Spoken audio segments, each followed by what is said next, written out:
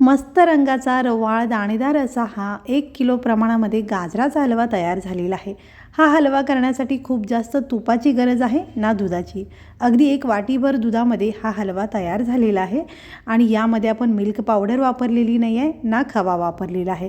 घरातीलच एक खास गोष्ट घालून हा हलवा बनवलेला आहे। हा हलवा खाल्ल्यानंतर अगदी कमी तुपात बनवलेला आहे किंवा यामध्ये खवा वापरलेला नाही आहे असं अजिबात जाणवणार नाही। मस्त चवीचा हलवा बनून तयार होतो आणि हा हलवा तुम्ही बघितला तर तुमच्या लक्षात येईल हा रवाळ दाणेदार तर आहेच पण अजिबात चिकट झालेला नाही आहे। मस्त मऊ आणि मोकळा दाणेदार असा हा गाजराचा हलवा अगदी सोप्या पद्धतीने आज आपण बघणार आहोत।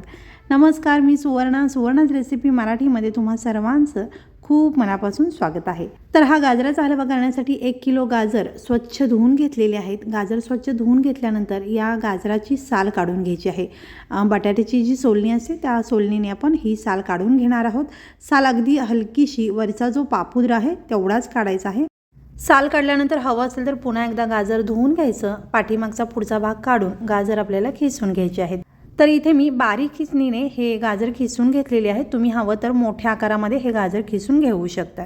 तर इथे 1 किलो गाजराचा हा खीस आहे। तर आता आपण हलवा करण्यासाठी गॅसवरती कढई ठेवलेली आहे आणि याच्यामध्ये तूप घालते। साधारण 4 ते 5 चमचे तूप घातलेलं आहे। तूप थोडंसं वितळू द्यायचं आहे आणि याच्यामध्ये आपण आवडीनुसार काजू बदामाचे काप घालायचे आहेत। आता हे काजू बदामाचे काप ऑप्शनल आहेत, तुम्हाला हवं असेल तर घाला, नाही घातला तरी चालू शकतं किंवा तुम्ही अगदी शेवटी हे काजू बदाम हलव्यामध्ये घातला तरी सुद्धा चालू शकतं। काजू बदाम अगदी हलकेशा परतून घेतल्यानंतर याच्यातील थोडेसे हे काजू बदामाचे काप मी काढून ठेवते। हलवा तयार झाल्यानंतर वरून हे घालता येतील। थोडेसे काप मी या तुपामध्येच ठेवलेले आहेत। आता हा गाजराचा किस या तुपामध्ये घालायचा आहे। तर इथे अगदी 4 ते 5 चमचे तूप आपण या हलव्यासाठी वापरलेला आहे आणि एवढ्या तुपावरती हा आपला 1 किलो गाजराचा हलवा तयार होणार आहे आणि अगदी परफेक्ट असा तयार होणार आहे।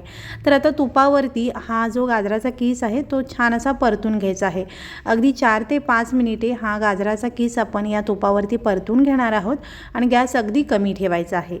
कमी गॅसवरती एकसारखं मिक्स करत हा गाजराचा किस मी परतून घेत आहे आणि इथे साधारण 4 मिनिटे झालेली आहेत आणि हा गाजराचा किस मस्त असा परतून झालेला आहे आणि आता याच्यामध्ये आपण दूध घालणार आहोत। तर मी मगाशी सांगितल्याप्रमाणे अगदी कमी दुधामध्ये हा गाजराचा हलवा तयार होणार आहे। तर इथे मी 1 वाटी दूध घेतलेला आहे। तर या 1 वाटी दुधामध्ये 1 किलोचा गाजराचा हलवा अगदी परफेक्ट असा आपला तयार होणार आहे। घेतलेलं सगळं दूध आता याच्यामध्ये मी घातलेलं आहे आणि आता पुन्हा एकदा हे सगळं मिश्रण छान असं मिक्स करून घ्यायचं आहे। हा गाजराचा किस दुधामध्ये मिक्स करत असताना तुम्हाला वाटेल की दूध अगदीच कमी आहे, हा गाजराचा किस व्यवस्थित शिजला जाणार नाही, हलवा मऊसूद होणार नाही।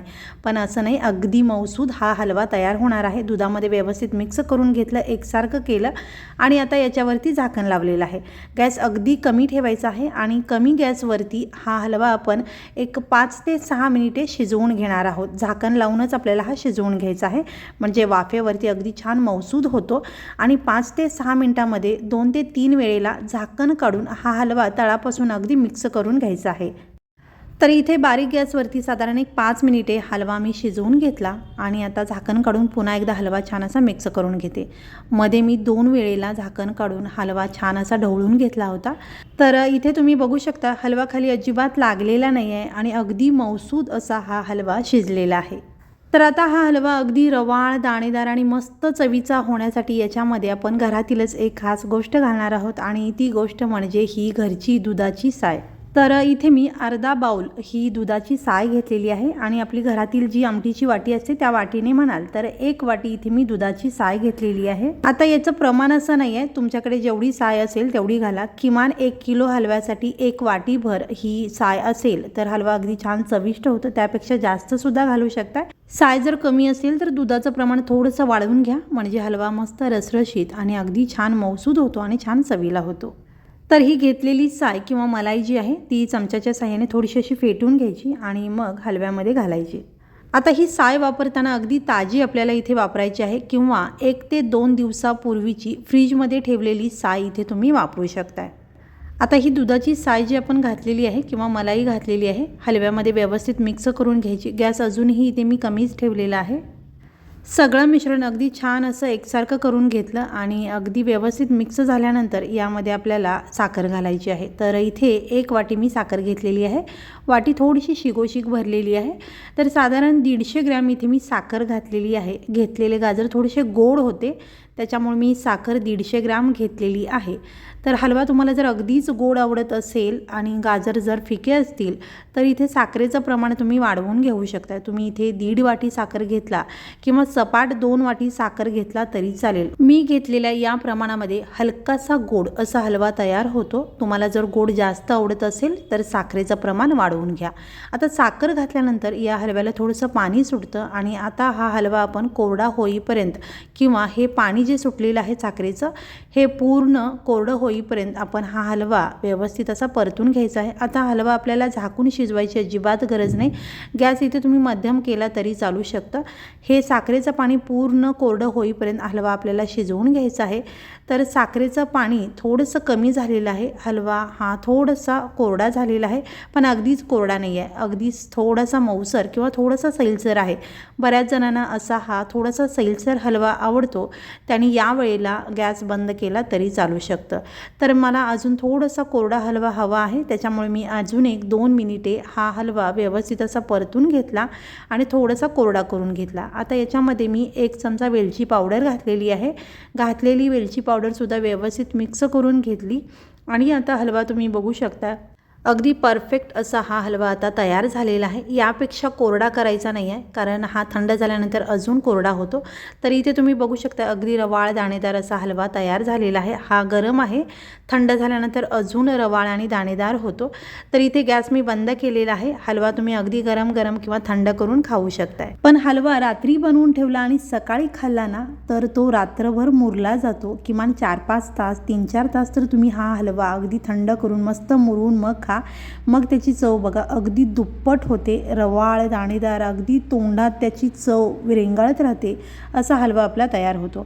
तर हलवा पूर्णपणे थंड करून घेतल्यानंतर याच्यावरून मी काजू बदाम पिस्त्याचे काप घातले आणि आता हलवा सर्व करते। तर मस्त रंगाचा हलवा तयार झालेला आहे। अगदी घरच्या मोजक्या कमी साहित्यात कमी वेळेत हा अगदी परफेक्ट असा गाजराचा हलवा आपला बनून तयार झालेला आहे। अगदी कमी तूप आणि खवा न वापरता दुधाची साय वापरून केलेला असा हा गाजराचा हलवा खाल्ल्यानंतर तुम्हाला जाणवेल यामध्ये भरपूर तूप घातलेला आहे किंवा खवा घालूनच हा हलवा केलेला आहे। झटपट आणि अगदी सोप्या पद्धतीने केलेला हा हलवा अगदी मस्त मऊ मोकळा आणि रवाळ दाणेदार झालेला आहे। हलवा एका डिशमध्ये मी तुम्हाला काढून दाखवते। तर इथे तुम्ही बघू शकताय परफेक्ट असा हलवा आपला तयार झालेला आहे। तर इथे हा गाजराचा हलवा तुम्हाला मी जवळून दाखवते, तुम्ही बघू शकताय। हा हलवा रवाळ आणि दाणेदार तर झालेलाच आहे, पण अजिबात चिकट झालेला नाही आहे। तर असा हा परफेक्ट गाजराचा हलवा खवा न वापरता अगदी कमी दुधामध्ये कमी तुपामध्ये तुम्हीसुद्धा या पद्धतीने बनवून बघा।